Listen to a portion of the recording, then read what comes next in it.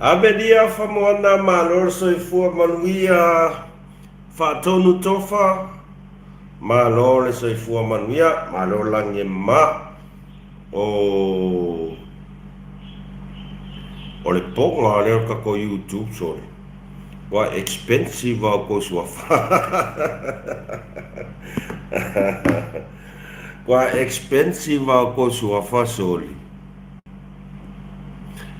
Amelia famoana o sa'i mai a se i Rosalia Lafonga malo sai fo manuia malo le tawata malo fo la manuia fo i nei fo yaso Loretta malo se fo kamasa o ye wo mai malo so se fulu tasi merita o fea na e tau te mafuta mai ai a ua tā fo se fia ia o tau ka fo se fia ia o ko o lea ua ke arkolu i le uli a matou nei Malaka i Malaysia te tau whakoawhi ala le a inga hello let's whaongo di maiva whakoawhi ala le mako a inga makua a piu sa musu mar whasoa le holiday le ia kaimingi makua a piu sa musu mar whasoa le holiday kasi ma le awhawai aso le holiday e mako ia o le makua i moe ai kaua ia le whakoa mai wa ai ai ke are la afar kodu ale whakoawhi ala malo soifua manuia malo lange malo whalau manuia i le paia malmalu se o tātou atu pele o Samoa mainga aua e ke fia poko aua e ke fia poko ia ai oso e fia kenge le lei mai i le afoi i le Samoa observer o ere skakare la ver numero vandu ka me kera o kai kofi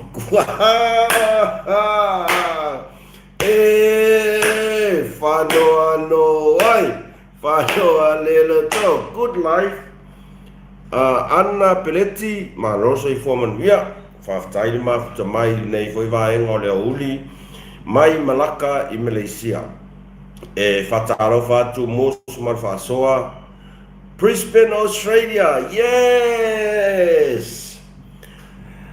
I le nei vaenga o le uli ia whatoa ana whai mai foi whanunga leihi ngā wha la po le kusan mele e ala mai koe moi abuse le holiday ia angisi me whai whapehinka ko maumanga kau ke oe whapehinka ko maumanga kau ke oe whainka ko maumanga whatalo whatua i pa ia malmalo se tātou watunu pele Samoa the poet is sad but heartbreaking. Yes, exactly. E aonga e tā ua e whaistatu whasoa nei aso e maka upu onga ta upu mtautia ta onga whasoa koi e kongia koi a mea musma whasoa ma lo tuangane musa lo whatu from San Francisco 12:30 p.m. or a.m. From Australia, oi, ia, Jacinta, o leango manga oe e afoi, e lau aku le whamarianga o le aso soifua, ai se whatarofa tupa ia malu sin tātou tunu pele Samoa, i ona tupu mana o topa ia moto malu e le o ai se ngangana musu mai whaasoa nei sala se ngangana, ona tau whaitau ina e leo o tau au na whatau wha, ai malor soifua manuia, malor whalau manuia, ia mai lava i Samoa, so le ka se ko kele o ka ko aulangolango mai Samoa, o e fo o sa kaua, ka mai ke o le papa, o le Kongo.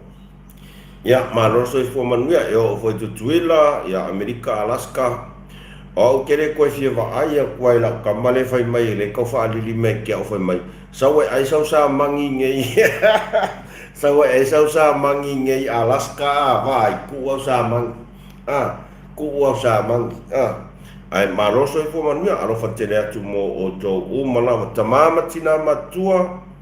Mangai ai on makaronga ma se tasi fo yo manisi fo yo o womata to pa angai pona po mai soli ola lo miki mala ko inga makua ile misia ilu ma TV ia era ngona le nganga o le fafatai era ngona le nganga o le fafatai ona le mana ia o le au nanga ia matau tua fo ia se to atali.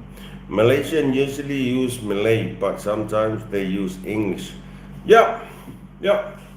Malaysia, selamat datang. Saya nama saya Mussolini. Ya tentang ini Melangkah Malaysia. Esko farongo fa Malaysia lau kama. Au ko ke amu maya ke.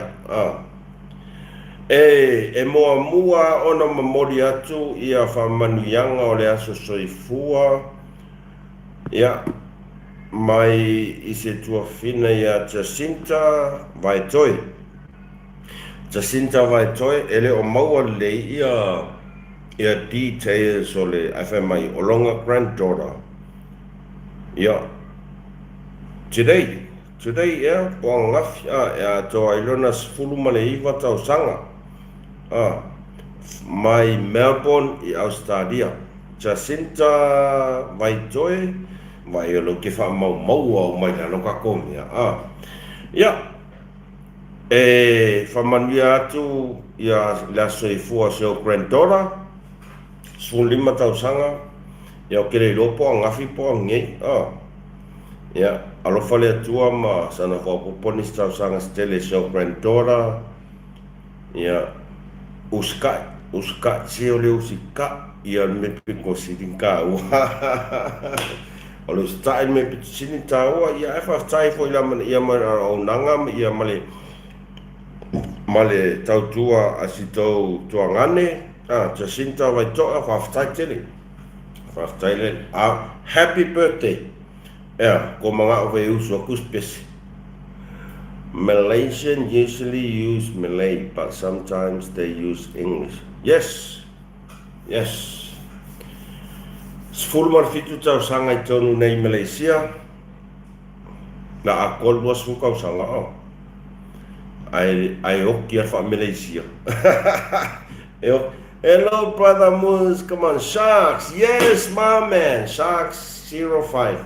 Maroso i foman via malole tawatai. Whawhetai tele tō mafuta mai ia pea ana o whai atu o le omai atu le whamanuianga o le asoifua o le granddaughter asi tua whina ia Jacinta ia malo whawhetai happy birthday 15 tausanga i le so alofa le tua whapoponis tausanga stele i lau soifua tuputupu ai au whalonga uska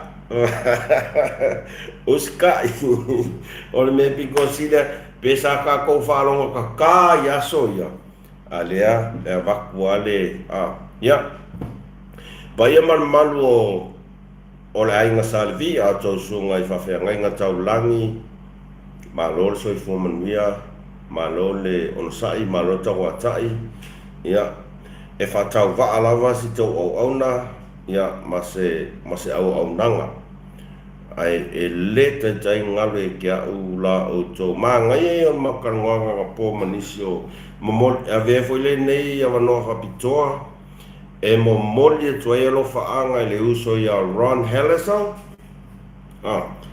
te le tau tua le foi alo se tato tunu i tono New Zealand o le development o le lakapi tonu o North Hapa everyone please double top the screen whawhetai te le lava Shara Bean or whatsoever Oh, you're welcome, Jacinta. Welcome back. Yeah, Faftai. I'm very sorry. Why aku famang yang osio krentora. I olea vai lo que kang wa keu fadili. Oh, keu fadili. Ya nai ya faman ya tira soifu osio krentora. Sulima tau sanga ya alofa tele atu mamoli atu alofa anga isio krentora. Maya mus malvaso nei Malaka i Malaysia. Ai ole a se ka kosa. Ele mes ka ko faso. Matango fiele e fatata noanga pa ia mal malu tu stala Samoa. Malana fionga palmia nei aso. Ka se aulele beautiful ia fa.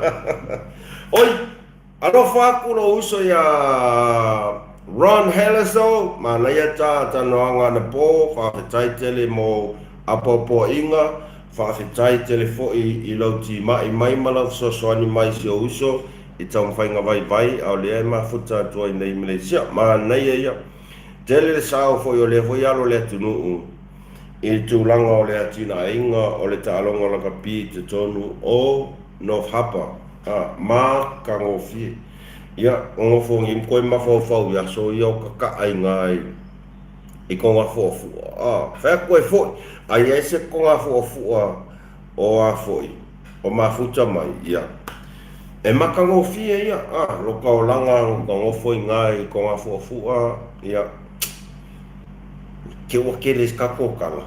Ai am ka upuka uia whaftai le whasoa mai le uso ya Ron Heleso lau pule lea ma lor whasoa tele fo i ta mau a inga wha le mawhau tūlanga lea tina ina o lo olanga o ma lo olanga tau mawhai i tūlanga in mea kongo ane kau sports ka se kere koe kikia a ko le wha pe lima i kula makala ngoa i marakanga po e mangaya langa share manaya lon finangalo oka keilo wasuya i foilo mafau i le tūlanga lea tau whai ese tato whainga malo i le atina ina laka pitono sa tato atinu e moni le reimfa mauni le finangalo le uso o le ale kangola o le lalau.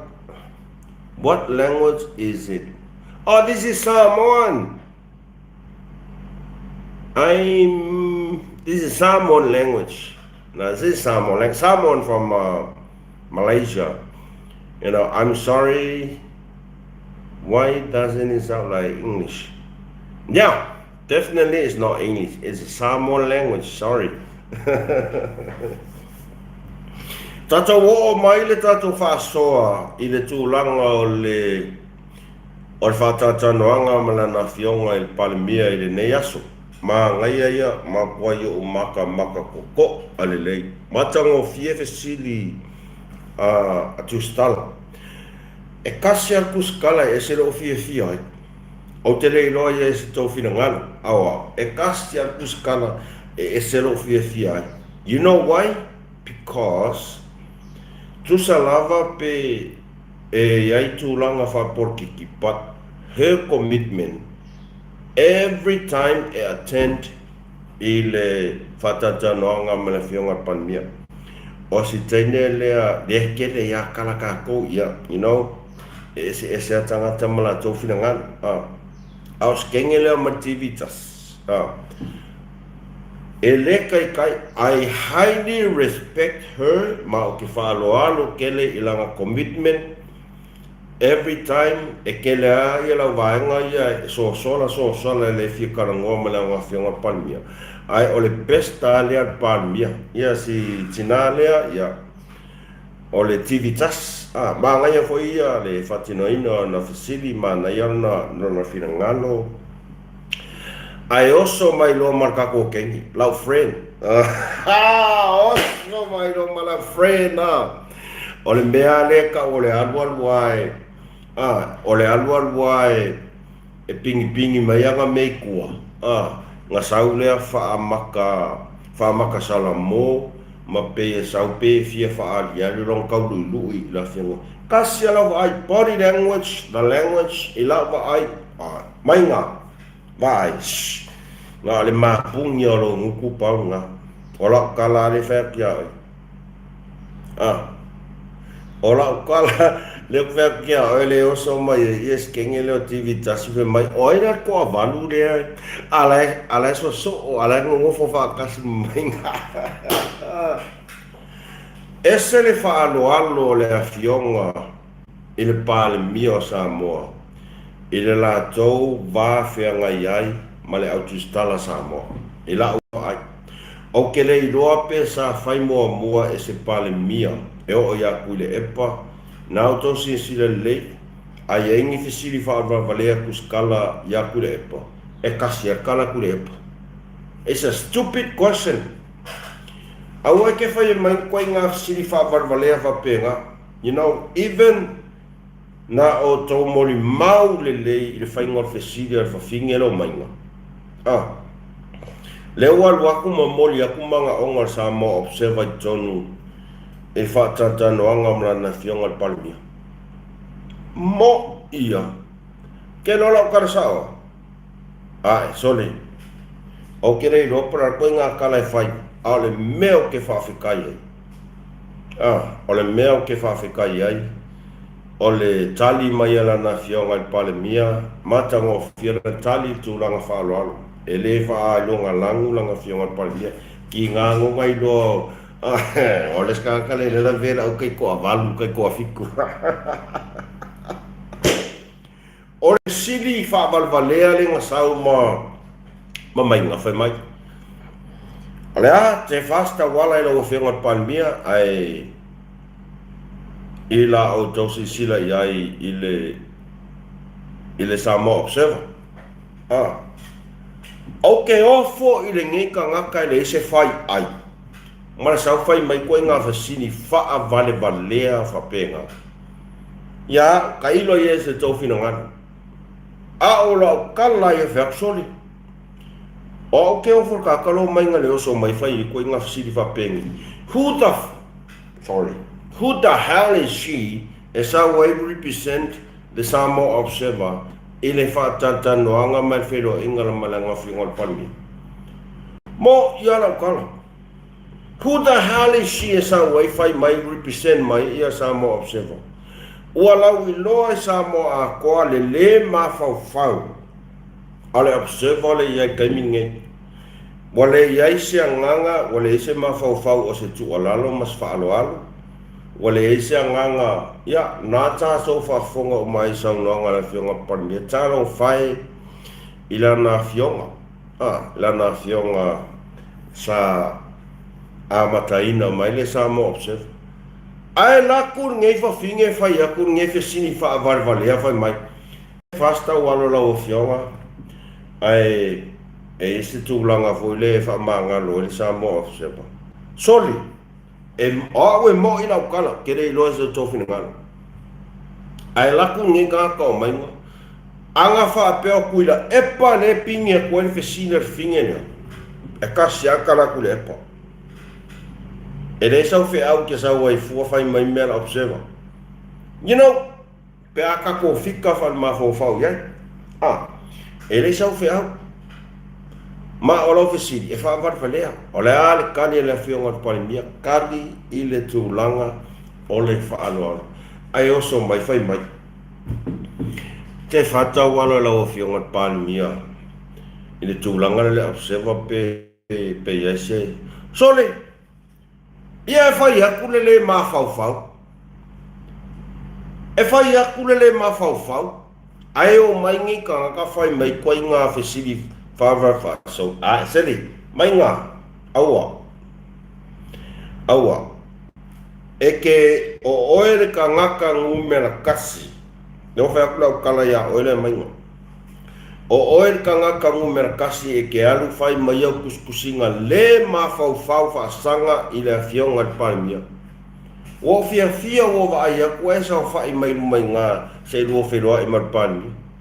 Mo ia, o le arka le parimia ia lau, wai whai ai.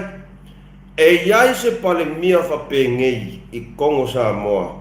E whaile le mawhauwhau o le whawhinge ngei. Le whawhinge ane alo ke ika ia. A le a tali na fionga le palmia. Lau a fionga ni lo mai awa. Whaaloalo. Lau a fionga ni lo mai awa ia. Wani mea.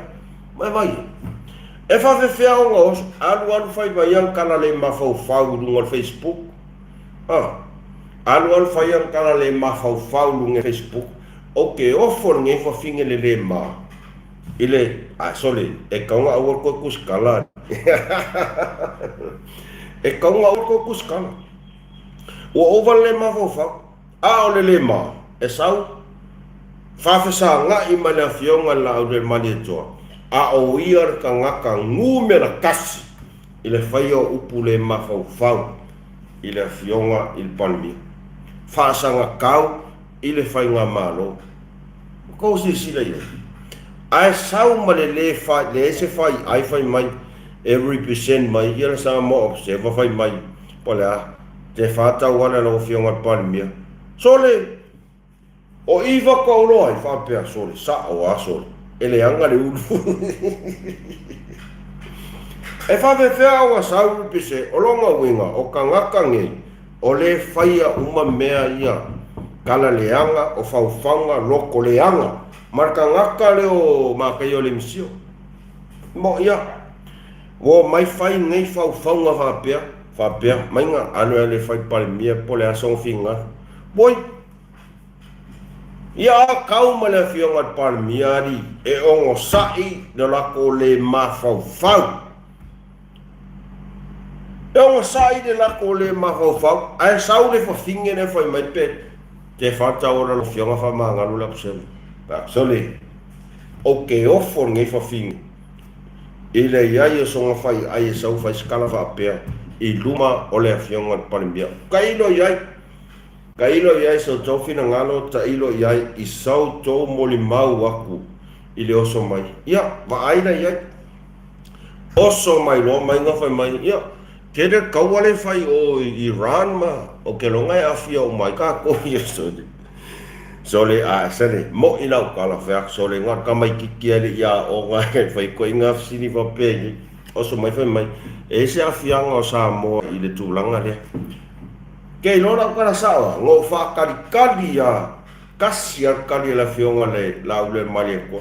Ia le mea kōnga ngā whaak koe whangan kou puaman kou mamoe man kou moa, se keli. Ia wala. Le lau koe wheo sofi mai ngei whai mei whesiri whabarvalea whapea. A ole mea ngā pisa wai ma pese wai la ngā whionga I la au le mari koa. Whawhangan kou moa. Whawhangan kou puaman kou povi. O a me kupu mai. Kau ke le koe wha moe ia kungo I whafu. Wai vai oso le mai oso mai mga whesiri whai mai. Ricky Jones, mano sai fua manuia sole. E whamalulu atu pa ia tō marua wā vea rurunga. Ai se kopea ko whasoa. O le mea rā ngā renga whai ka karnge ioi, o mainga. O whea sori. Ok, ofa, mā ngai e ior fesilia skenge lea mai le TV tas, a whai mai. O ai nā rau ko avalunga lena vea mai lau lisi. Whano ai. O ai nā rau ko avalunga nganga kou sila lem ko wafonga. Lau a whionga lilo mai awa. E le ku umau ala lo inga le whionga lau le mari koa. Le swafa ia e whawhinge lo mainga. Au le pumongia, wa ka ubalea ka ngaka, ka ubalea swafa. Lea luaku a le whiwha dia. Nganga makua I kou sila lele. I le saunga la whionga lalu. Ao mai a o rua marino mai a, o konga ko ke ia, ko ke awhia umai a.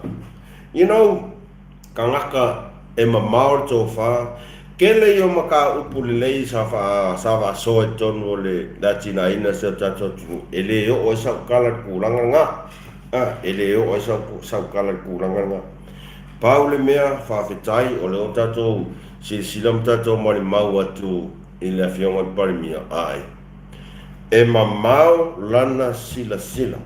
Oka. E mamau sila la awhionga parimia. Mo ia. Ma ua kele anga fuafuanga whakakikia. I lana sila mamau e manuia ai so tatou tunu. Mo ia la ukara whapea. Ia Samoa. Ia Samoa. Wa mau mesta to parimia no famoni. Mau mesta ia oso aku fai aku ko inga ia. Ele kele sa ukala. Ona nafi sa o whaalongolongo kokoa eka ka nga ngofu masen mai kia ule kilipile o le lui le nga lui eka nga kange yo ai foi. O puloko. Lui ia la nga fionga i le fai pule o sa fata. Tulo lava pa ia malu na fionga ia tu ia. Makua yo aka aso. Makua yo aka.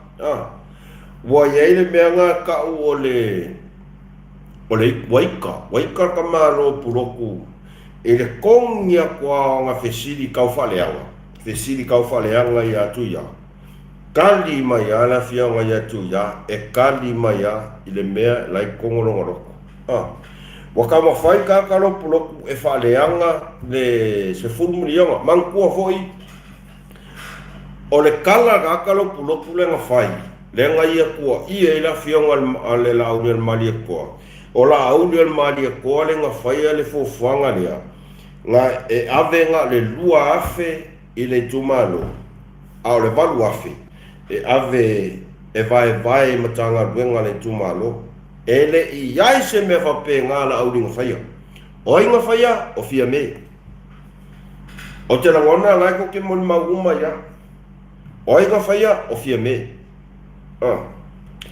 ma lo lava le soifua manuia loku ayu oka koi kwa keli peteru vai subscribe ka ko channel subscribe ka ko channel afa pe o le te mafuta mai e kele subscribe ya o le tu ala lo asito watali subscribe nga kiriki e fuli e le fa pe le scoop nga kiliki ya subscribe kiliki ma notification vangale uma afa pe ke subscribe pa mi o subscribe pa fo ya ko le tu langa na le o sasai fo ka kangi o puloku lang fai nga makua I ka ma fai lava puloku e fai se awala tolitalo fai ya tu lo lava pa yaman manu so fa ya leota wa mai tau watu rungo o le Facebook wo vai ko kaule maule afala ka maso the only thing that is wrong is that Tuya should not exactly accept the title Salah exactly very right fatonu tofa sale ka kaua ya Tuya ona fa leo le swafa Salah leanga o lewo umanga fai e whakau lainga mo I le whaftai whamanatu mai langa o ke mai kau amo whaonga ia lawa fionga sala which is absolutely wrong sa le ka kau o nga whai tu ia se sa ole ta kau pea kangaka pea kangaka exactly thank you very much ole kau ma fai ar kangaka lea o kangaka e su ia puale fionga ia tu ia fai se awala ia kau whaaleanga ia le fionga palmia au ke whawhikai ia tu ia o langa respond professional kalisa o maya o larkala ku ia o ke le whaalongo palmia o fai sankala whapenga Wai ai faufaunga le fai kakaro ka keno mo ira kalaro fai e ia inga ia wo nga vidi me ang po han fo yang po makar ngo e a winga fai makar ngo nga ni sila fai mai wo fiu su e sole me ngo foi o fiu su e me ngo foi ka nga ka on me mo ia wa kaunga ia nga fu ia i finga le fionga ia le oka wa kaule ka ola wa popo inga ia mau per to vai aua le kakongsa i ngai ke ua ele avea le tau le fia ma tau le fa ma mea lako wang salai fua ia ma ve mele ia por melo fai pui ia mo ia makarangoa ma se uso mai ngai sila fai mai so ke ele so uso la frena fer ola wa fa kwang fer aua la fa ko on sa la ngor kama wa ma i ngai ke ua a fia wai fu o ko ia mar ko lu mangai karua ngai kami ku wai lima o le kula fong o la wa uma o ka penga ia ilanga fia ngat palmia ia lavar ko on sa mai ole mo ke su ere ira mo ya mai ole mo ke su ere ira ma ko facial me pe ver lavar ko on sa abo ko ke ngau ia fia i fu ko ia ngai fai ko fa ngau pe fia kau sanga pe fa pe e kasi sau po pe kasi sau po ya puloku fai ko fo o se apo inga ia musmal fa so a fa pe fo i o fa fonga mai ngai o uso yang makaranga po fa le ko fa ko mus lava le onsai au le ku ai pe ku ai di markula fongo au ngau fua boai e mai mau ai fua ko ola ngai ko pui ngai ni sila ai se fe ia pulo fa mai fo e fa pele nyana ngai a fa pele tu sem to fina ngano ia o lau tu alalo ia mus mal fa soa lava ia o ai se si aleik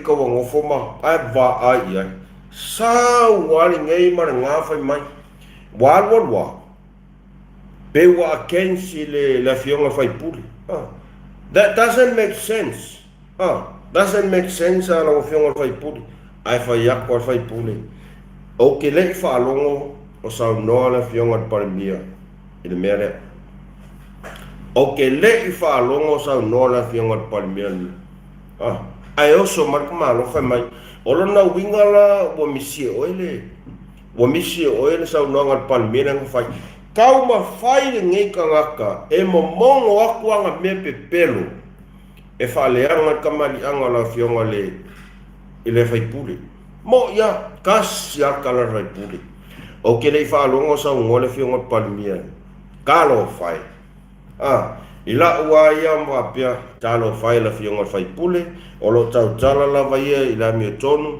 a o lo ka mo fai sa kangi e kau fa leanga ma fai au wala e fa leanga ila fionga palmia kas ya kala o ke fa fe kai aku la fionga ya tuya e kas ya kala malo e sa o be patient because evil will be patient. Who knows, Canada may be elsewhere in New Zealand, not Auckland anymore. Only don't waste your life. Exactly.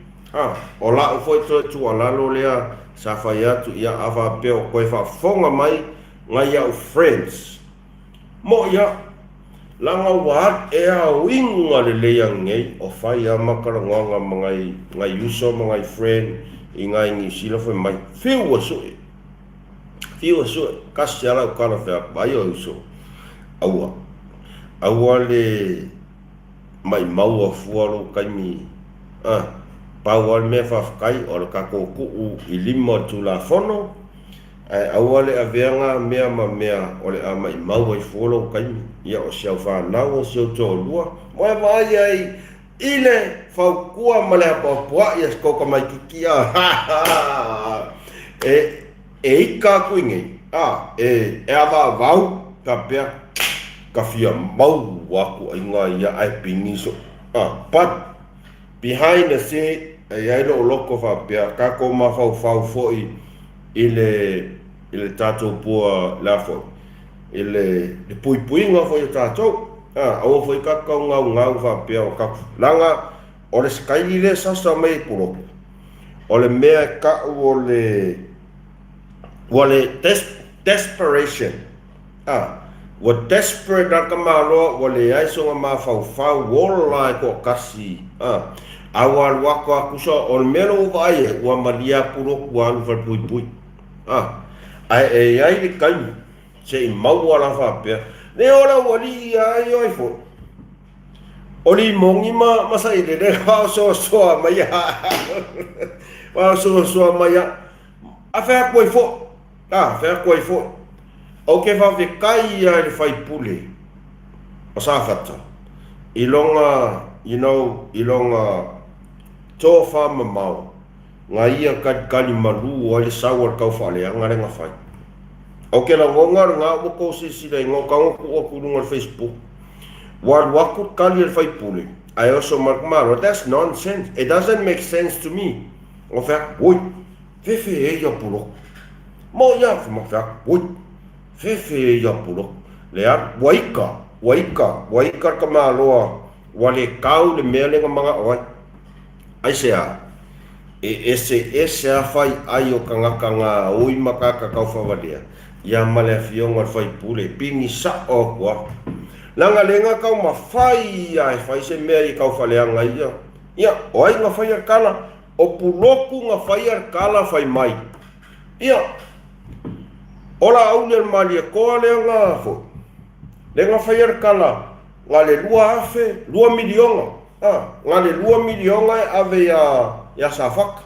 Au le 2 milionga vai i makanga luenga la kala la fionga le fai pule. O ke rei fa alongo skala fa penga. O ke rei fa alongo skala fa penga. Pau le mea lenga kupu o inga faya o fia me nga omi maka afa nga faya le winga le ma fau le winga le alofa ya safaka.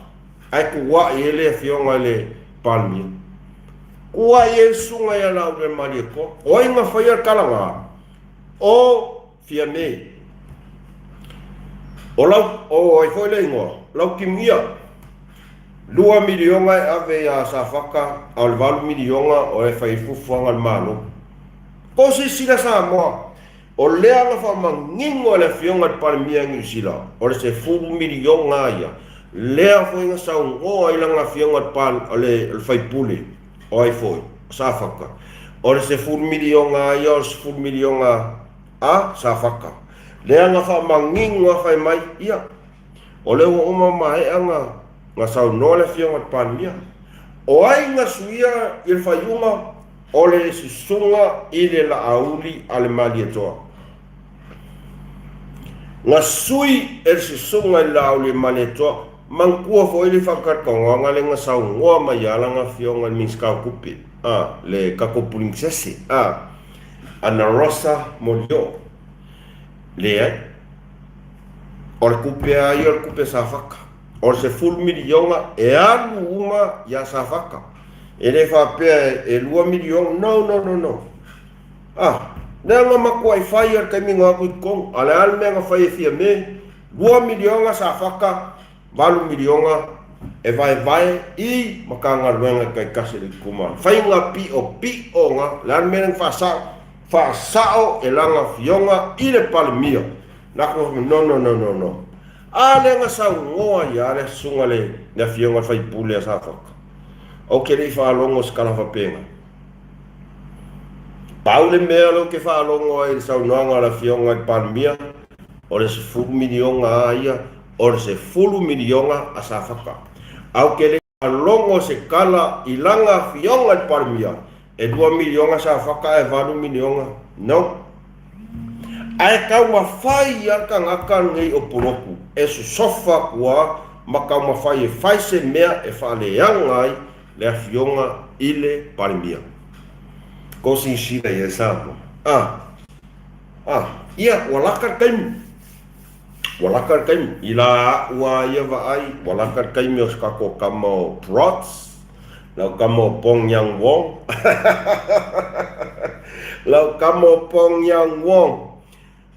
Chris Charles, malo soifua manuia, tole.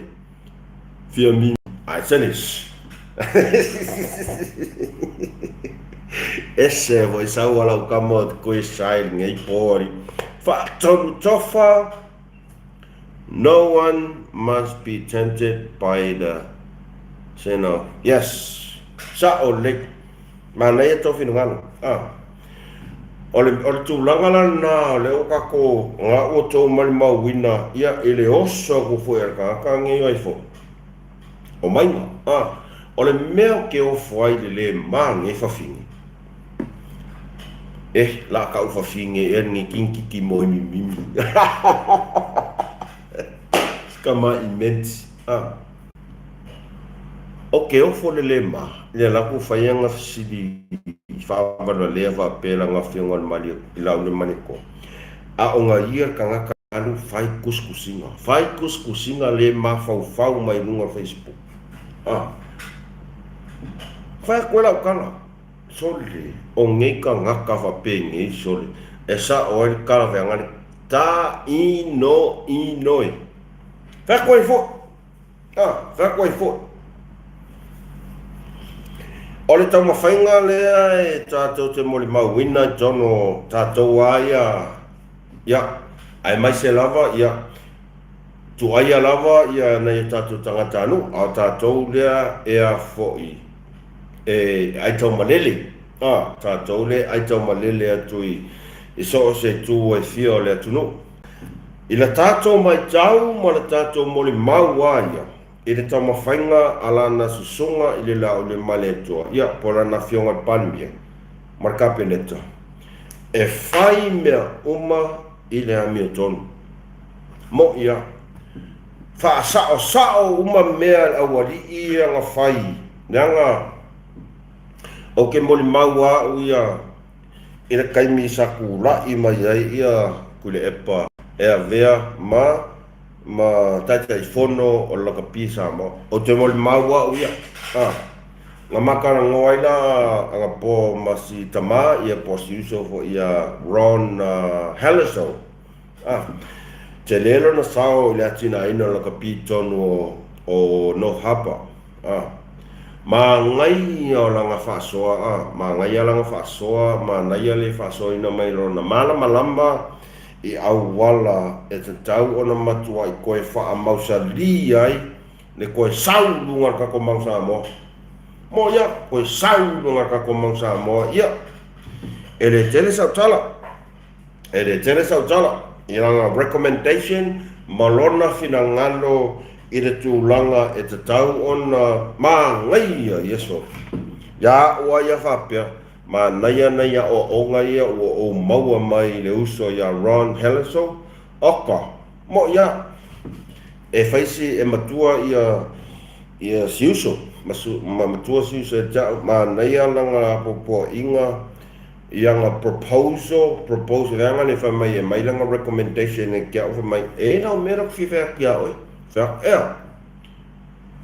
develop ai le kaunga faise connection sa moa ma Malaysia e ka ua i foi oi verku well ele kau i fai ai on mako kodisi ele kau fai ai mako kodisi because ever ai le principle on the negative side negative side va pia we think kau kamaiki ai vaku whaka alo male au sa moa o langi kingo o tūlanga whapena i le latina ina i o tāleni ai i le tūlanga le uto e sau noa mai e rana fionga palmia i le latina ina te tolaka pi o au karokalo au ia whapea whai se yungi fau o le asto fina ngano o ia o manga o e faise yungi fo kele yo mea loke ngofo ma kele mea li poki mai le lakpisa mo loke ngofo ma ai lem faingo kau kala langa o ke alofa ke ua masua sa kala pat o la ua va ai ka ko yung lakapi makuai E ai se kasi o whasalau mai Samoa last week. Mai ke Ronimus. Ngole piki meso o kari e kaore e maris. Ngoro ke piki meso o kari iu kai ngai ko ngai makole iu ile afo. Le ofiso le zole. O ke lua. La fai la ko ice puff. Wa pei olo pala pua al me ngai fai ice puff. E fai o le pala fai a koe fo mo ia pala fai ya mo ia ele kailo ia o ke ofo ia ngai ka ngaka ngo ofo I kongo la ka pisa mo ile mafai o ngala ko faia o ngi mea fa pea I alo ma nau o le tunu ele kea ale kongia kong pea la lo pala fa mai ke lo animus ngala ko piki meno kari au ke ala kula fa la ko ice puff a eva ai ia ile meng fa ice puff ya tore makau kia o lo ke fa sa wa ia la ia kala e mea ngava ai masila sila ai nai matua ngawa ko e piki mai la ko fa nga mo ia kangaka umanga I'm a student bro Grace Charles oh you're still a student oh lo fia student ia ole fia student ia lo kamo ia mai ka student fa ka se ko ka ol me nga le ku ol kele a me lo ke lo I kongo ko yung lakpi ai fain ka yang kau kala ko ungu nanga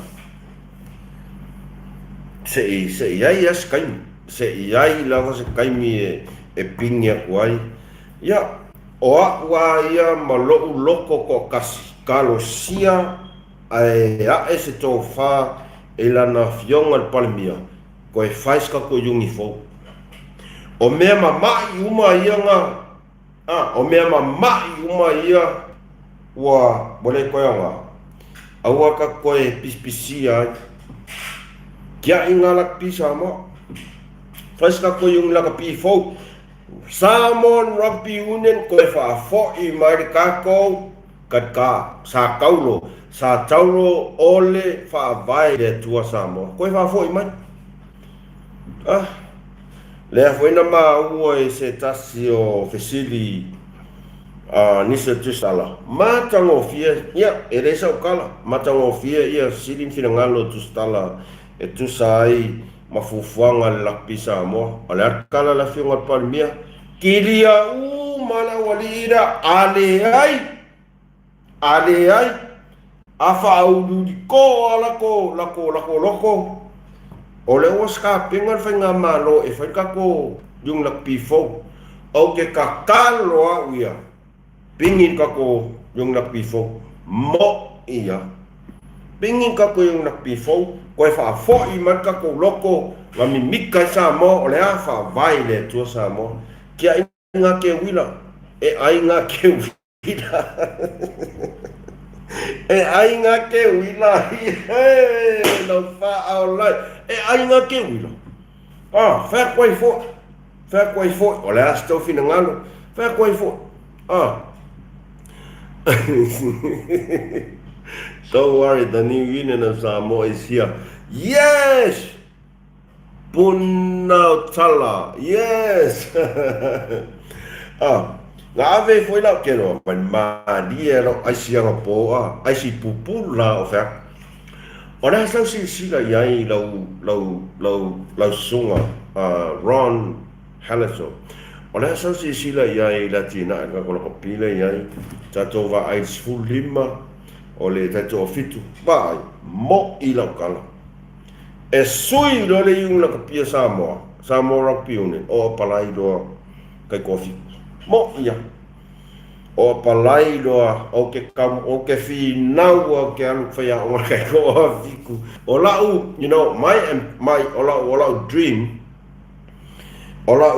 mai ia Okay, mga I had to give back to the community. I had to give back to the Samoa Rugby Union. But in terms of the 15, no. All the sevens, I'm more than, ai karusia ia. Tātou tatalo, ma tātou tarusia, po le asa fuhanga a awhapea ia. Pea no whai atu. So se taimia e whaasoa tuai mus mal whaasoa. O ke le whakonginga lana fionga il palmia. E le esa ua ia meanga. O ke le fia poko kulanga nga. Ai a whapea e isfufuanga. Sui Samoa Rugby Union, sui kakoloko. Ko akele yo o afoi alo le atunu e anga waa i le tatuaina sa tatua atunu e sa o arsa ungoanga fionga palmia le whaianga le la. Where are we?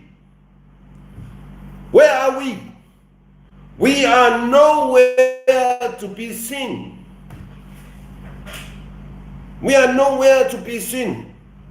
Kako ba ai ile ko langa pikosi lele wake ya wale qualify ile World Rugby 7 Series. Asia ole corrupt le kupu kongo la pisa mo. La faya ya la ukala ile CEO lea to low level pa ia se uso. Ele arlo ala ukala. To low level se uso lea mo CEO ngai la pisa mo. Ele arlo la ukala but wa kakau boyo ngai ese mo ia. Mo ya. Wa kau ngai ese fa se kuangan fa si me we. Ele fa pensa ngo foi que era que ngo foi le são algo ngai fa. Mo ilava. E pe ngo fa yaku o te fato ese mo fa malulu watu.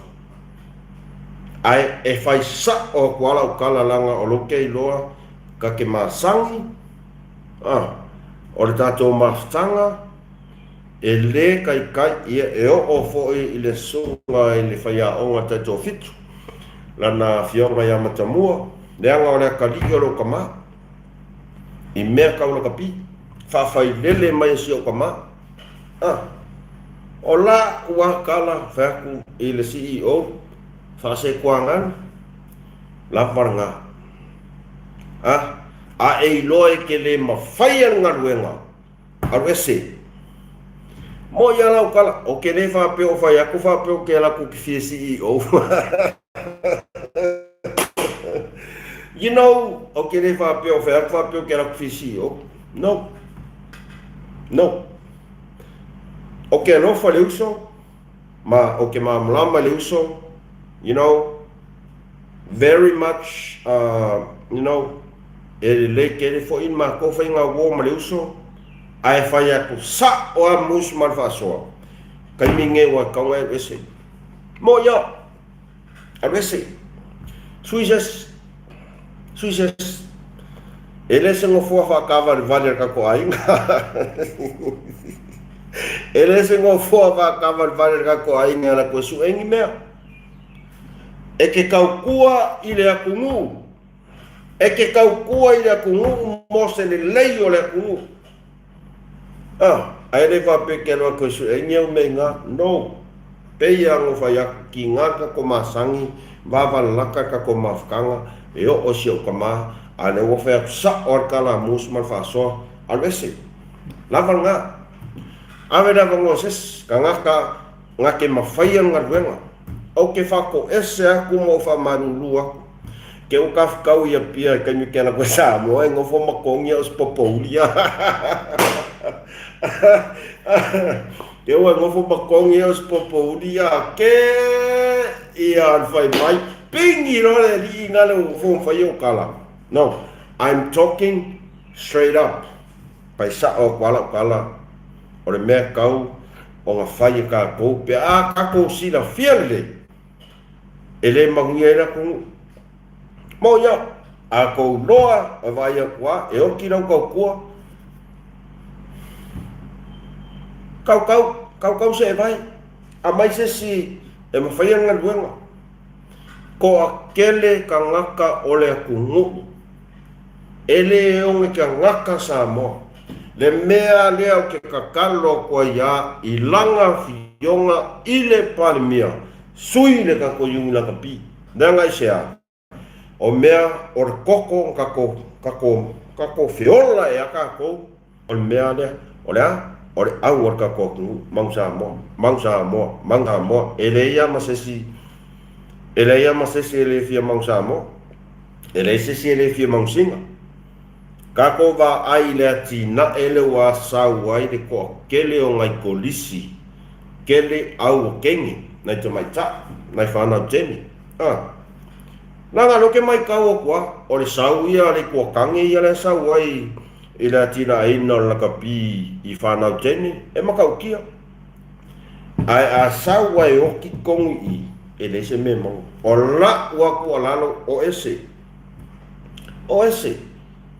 o maingi se la ke mawhai al mea o maingi ka ngaka e alo lofa mongi I nai yalo mawhanau se tato tunu o maingi ka ngaka e alo lofa I le au war ka kokungu mo I alo kala o mai ka ngaka e o mai sacrifice I le lako kaukua mo le manuia le tunu ai ole o mai ka ngaka su e mea kongo le awala le kungu mo ya o la ua mo ya o la ua kua lalo le ngā ma loo manatu na wa tautua I le tautua ma le anganga alofa moni I se tato tunu ai awale o mai ngā saufa e alu ngofo mai mea na ku kongarkanga kere le me kongarkanga no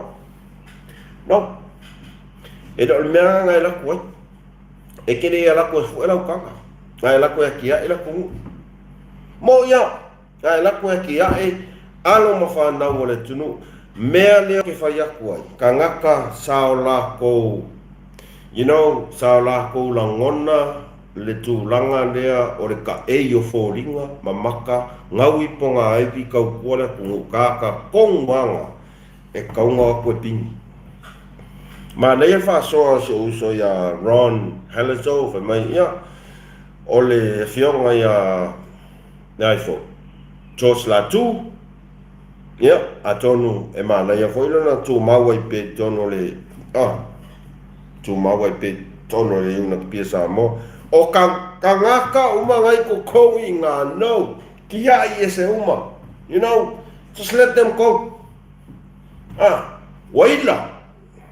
waila se tato tunu I le tūlanga o le atina ina o alo whanau se tato tunu I la uwa ai whea oka mo ia langa a o nge kaimi ki kango I masuo ma kuai mea ia kukupu I kongo lak pisamo ko ke le fie whafonga ia ai ona o te pui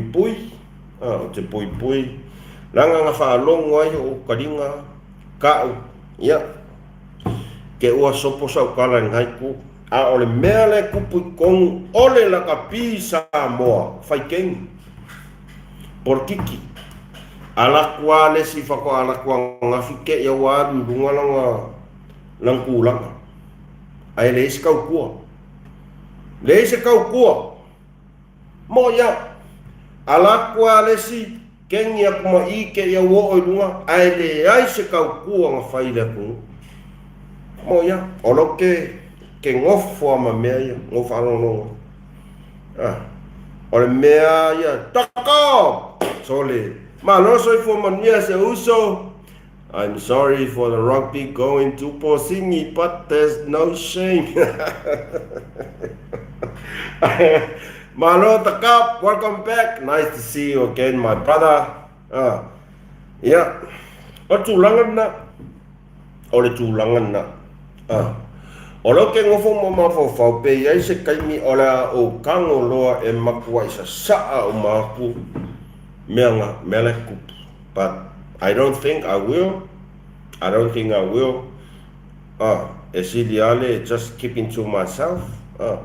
Ai tato wha moe ilana fionga I le palemia na te whaia se swinga ia awha pia fo I e iai se tulanga e au ngā siota leo vai. E au ngā siota leo vai e avea lea ma sosoani fai se suinga e tūlanga le tina e se tatou tāronga na kapi whaftai ai o la ua whalongolongo aku ila na fionga ile palemia sui ala si mea sui kiria uma ese la wadia o la wakaria ku ngere sawa le la fu fama vaenga ka ko inga aua e pesto uma mea uma ga e pesto uma mea uma fe mai ya lo fama vai ya wa ya mea e fama e ngo foma ma ko e kofilanga you know se ke fe ya ko kasi ale pa ai aku aua se mo me oli uma ma foli uma me ngai fai mai yo ya me e fa ma vai ngo fon ko filan kama e avem kai fon ora kala sa oa pe fo ya ngo fa ya ku le sa fa so mo o le fionga ya nam no u te le lan tau tua ile tu langa ila kapi ma o ke mala malama le ya e faisina wavalata la maftanga masutama ai o ke le kali konginga il kaiminge mo ya o ke le kali konginga il kaiminge o ke maku wai o lango winga le fina ngalo la fionga palmia kilia uma esa mo ya kilia uma ese awange ya ese si koe amai kama fo mai kongi sui mo ya ila wa ya va ai malau ya kairo ya sto fina ngano polea ole upumon ya boleh bang kau kilia uma ese la wali ya kilia uma ese wa fia kau sanga ngofia oposingi ya oposingi ya sele lau kamo waifu o mami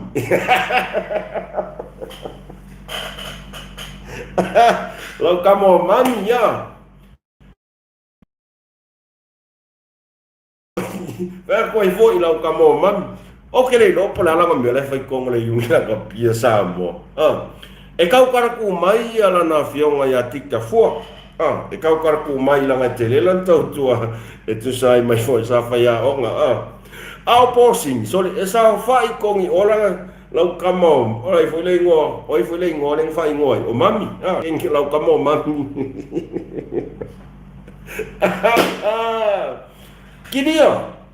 kidia uma esa ya polea fo tau tu ala na fionga ya fale mavaenga ya ele otele ele esa tala e fai il tau tu fo na fionga ya fale mavaenga ya na tele ko kau kua fale mavaenga ya ngo ka alo ilalo le la fo ole au nga ala na fionga ya fale mavaenga it ka ko kai ko fiku ya tele lan tau tu ai ola wakala clean everything kidia uma awak kuasa bango ila waya te lango na fionga palmia kidia uma awole mai fa se mai foi mai o fa ma ver ka ko papali ai ko seris vai awa o pe ya ngai fa yedi ko meadi pet o mam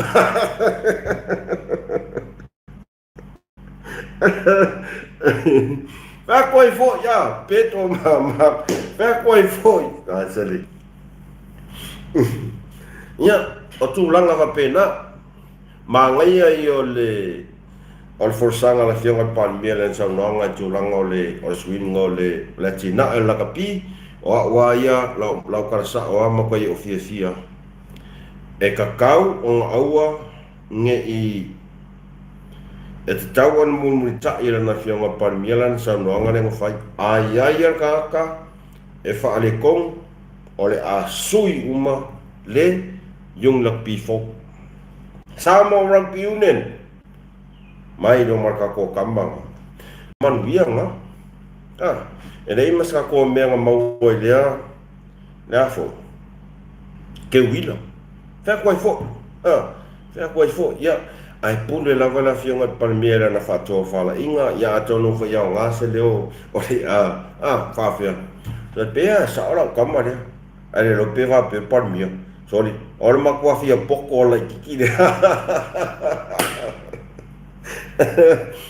ya fa kwa foi na nai mana tunga manai ma fa nga ta te o mai fa kasi fa le mai sto fina ngalo ta fa wai leanga o le tunu o tātou e pule kako ke fau me lei a walma nuia so tātou tunu ai mai se lava le la kapi a se tātou tunu ua makua i palasi aku i lalo kule e pai vesida al palmia where are we mo mai au ye o mai au yu pe ya la ko va ai sa mo le au fanga le au ka fa mo nya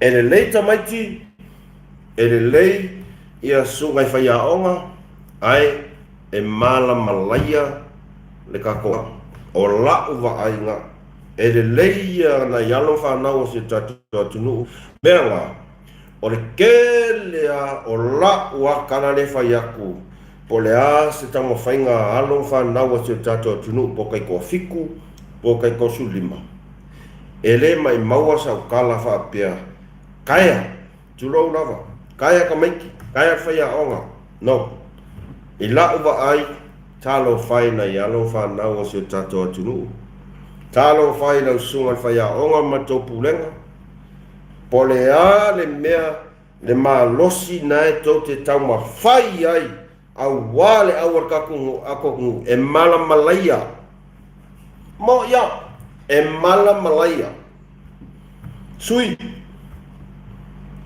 mo kaunga sui mo ya o te whamalu atu il pa ia malo se tato tunu upe wha o si isa o tale tu langa tatu kakola kapi but never once nga whai e sau kala kaya le awar kakokungu no never e whai e sau kala kaya whai a onga kaya awar ku kaya kamaka alu no nganga okay o le leila ngonga kam whainga along whanga o seu kakokungu mea leo whai akuai e malamalaya le awar tato tunu whai se swinga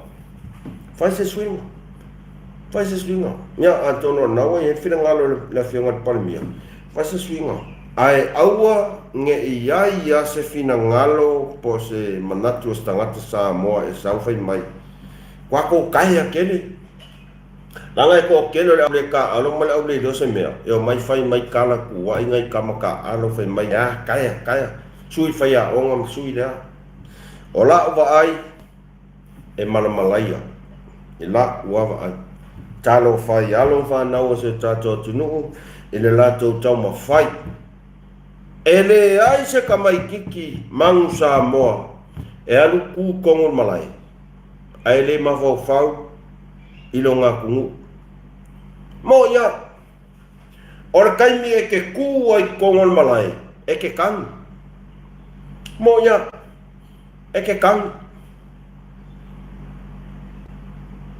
e ke mafau lo aku e ke manga o e velo uma mea uma molo aku langa o la ngonga o le kaime ke ku konga malahia a tono fa fonga mai i la to uma sa tau aveina le fuha se tato tunu i le kako mangsa mo o le kaime ke ka mo e konga malai malo ofu e ke kang mo i lau kang e ke ka mo e kong for the country e ka mo e kong mo sa mo e le aila sesi ka mai kiki a ua o lako representinga si o kako kungu e alu kong fa pe alu eva pe alu ka fao no e alu e avele lako loko a koa e kau kua le kungu ai aila sesi ka kou fa pe fai e se lako mangaku fa pe e kaya tu low lava pa yeman e kaya faya onga kaya kameki ia o te fa tu low atu please esse lo finangano e se lo finangan a ola kala e mala malaya ya fa umai ista to fa soa te fa malulu atu pe fa pe ua si se leo po se ngana si to o ona ile nei foi vai ngo le uli o se ngana o le tau tamali i tau fa fonga fa mol fa mangalo mai se to o ona